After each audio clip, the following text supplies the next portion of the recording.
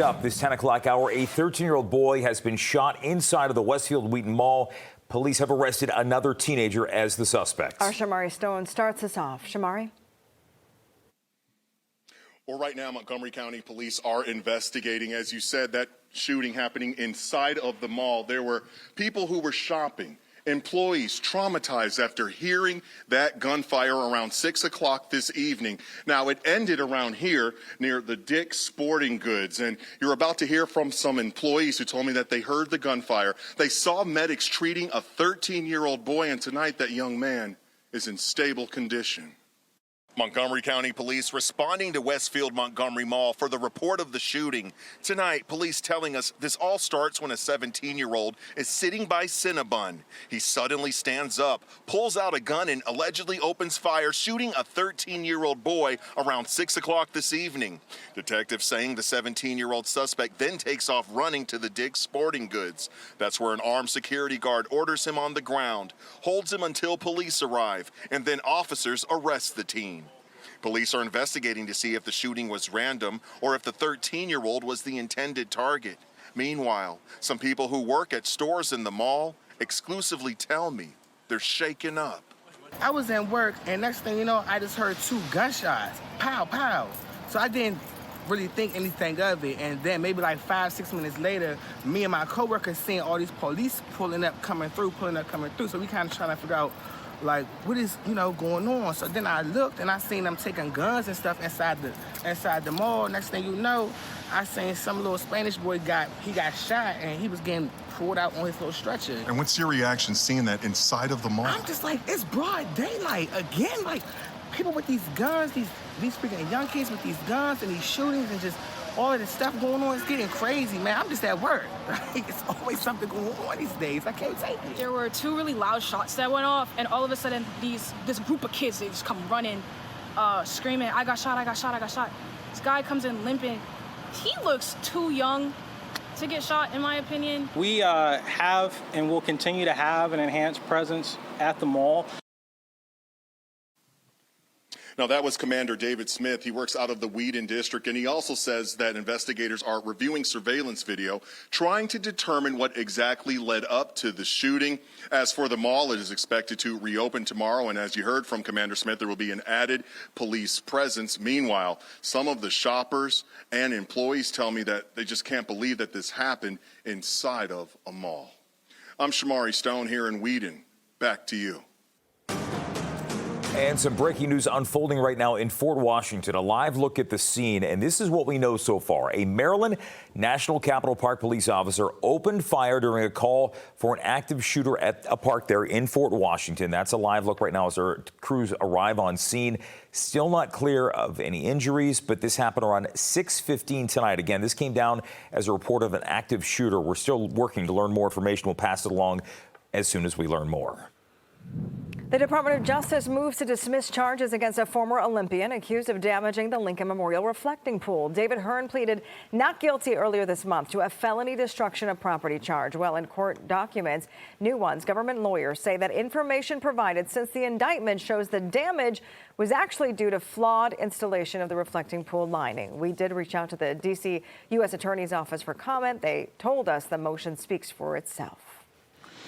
10:04 on this Friday night, we give you a live look over towards the Capitol Wheel at National Harbor on what has been, I think, a pretty typical summer day around these parts. It really has been. Today was nice. It looks like a repeat for tomorrow, Mike, before those showers roll in. Maybe a little bit more cloud cover tomorrow, but certainly going to be warm and a little bit more humid. Hey, such a nice sunset here in D.C. Decided to hold on to this picture for you. This was Earth Cam just at sunset earlier this evening, which was at 8:20 tonight.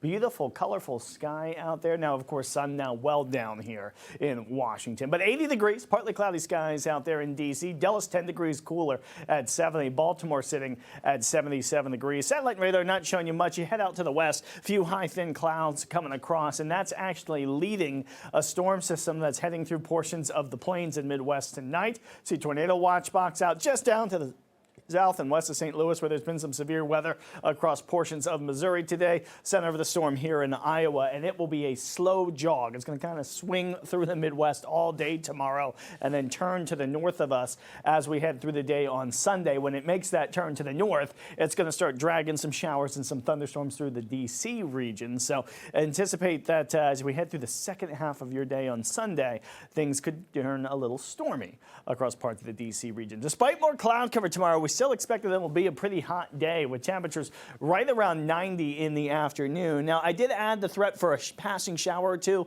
mostly down to the south and out to the west of town, but I won't 100% rule one out here in D.C. during those afternoon hours, but certainly expect a lot more cloud cover with just a few slivers of sunshine throughout the course of the day. Clouds going to hang steady then through Sunday, too, with those chances of showers and thunderstorms going on up. There'll be a few rounds. It's not a washout, so to speak, but certainly could be some things that will interrupt your plans in the afternoon hours of Sunday if you're out and about. A little chance of severe weather, too. We'll talk about this in more detail, and I'll take you through Futurecast coming up here in just a few minutes. Guys? More stories are falling for you tonight. New video of an attempted armed robbery at the Shaw Skate Park in Northwest. This happened around 8:30 on Wednesday night. 3 skaters were held at gunpoint as the suspect demanded $20 each from them. Nothing was taken. No one was hurt, but the suspect did drive away from the park in a gray Lexus. The driver accused of hitting and killing a woman in Northwest D.C. is now behind bars. Investigators say Shania Lincoln hit 61-year-old Dawn Saccone back in April at the intersection of 23rd and L Streets and then took off. Saccone died in an area hospital. Lincoln is now charged with involuntary manslaughter. A man behind bars accused of impersonating an officer. This happened back on July 19th. James Rastetter allegedly flashed a gun at 2 drivers and demanded a ride from one while pretending to be a cop. It happened near Dale Boulevard in Woodbridge. He now faces several charges. D.C. law enforcement letting their guards down today, hoping to create new bonds with the city's youth. The goal is to avoid street takeovers. Bob Barnard has the story. There was a community event here today designed to improve and deepen the police department's relationship with young people and their families. They're calling it Youth Impact Fest, the first of its kind event to bring together kids, families, community organizations, and D.C. police to have fun and make connections. Organizers telling us they hope to create positive change and cut down on crime in neighborhoods across the district. I think just as often as wanting the youth to hear from law enforcement, the officers learn a lot hearing from the youth as well. So every program kind of has that collaborative effort that we're looking for. And then the real takeaway and the impact today is for the kids to have their voices be heard. We have not seen large takeovers recently.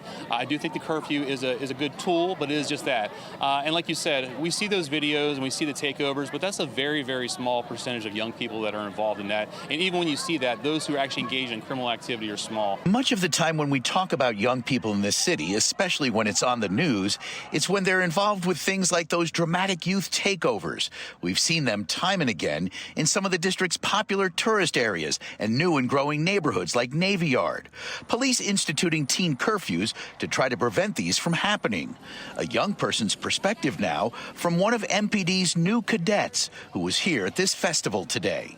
I feel as though the teens, they're not in today's society, they're not given enough opportunities to be themselves and grow, or maybe they're not getting enough attention from parents at home. They maybe come from broken homes, so they look to see other things outside of the house to do, whether it's good or bad. But I feel as though a lot of dumb things happen because teens are bored. I've experienced that firsthand, so I know what that's like. Now, despite it being a Friday and the middle of the summer, D.C. police say there are no teen curfews planned for this weekend. Guys? New tonight, a former Baltimore County school employee is now facing criminal charges after a human trafficking bust in Delaware. Jesse Wasmer, who tackled a Perry Hall High School shooter back in 2012, was arrested inside a Crystal Spa on Folk Road. Police charged Wasmer with attempting to patronize a prostitute after rescuing 3 trafficking victims who were forced to work 7 days a week. Police are still searching for the spa's owner, Maylin Kwan. A not guilty plea from the operators of the Dolly ship that crashed into Baltimore's Key Bridge. The companies, as well as the ship's superintendent, are now facing federal charges of conspiracy, obstruction, and making false statements to investigators. An investigation found that the Dolly lost power twice in just a matter of 4 minutes before hitting the Key Bridge back in 2024, killing 6 construction workers. And Metro today making an agreement with D.C. to expand the station closest to the new Commander Stadium. The board of directors agreeing to take $300 million from D.C. to improve the Stadium Armory station instead of building a new one closer to the stadium. Another $5 million will go to designing dedicated bus lanes. The improvements will include a new north entrance, escalators, stairs, and more. D.C. public schools are once again at the center of a battle over what kids learn. It all has to do with one senator from the state of Florida. Republican Senator Ashley Moody is pushing a bill that would require every D.C. classroom to display the American flag and recite the Pledge of Allegiance every day. Moody's bill argues it's a matter of national pride. She also took a swipe at existing Black and LGBTQ history requirements. Yet there are schools in our nation's capital that do not display our flag or set aside time for our students to recite the Pledge of Allegiance. And that's why I've introduced the Pledge Act, to ensure students right in Washington, D.C. do just that. Again, she represents the state of Florida, not Washington, D.C. All D.C.-owned buildings, including schools, currently fly the American flag on their grounds. DCPS declined further comment. A pair of iconic D.C. bronze statues are being covered in gold. According to reports, the Trump administration awarded a $5 million contract to restore the Arts of War and Arts of Peace statues, which stand over Lincoln Memorial Circle. Part of that plan reportedly includes applying 23.75 karat gold leaves on top of the horses. Work is expected to continue through September.